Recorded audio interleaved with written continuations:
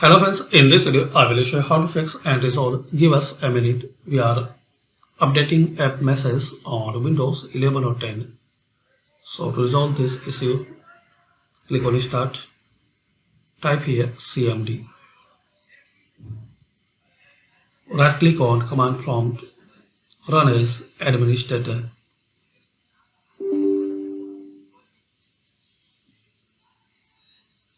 Now here guys, type this command line sfc /scan now, then press enter. Guys, it will take couple of minutes, so complete this scanning.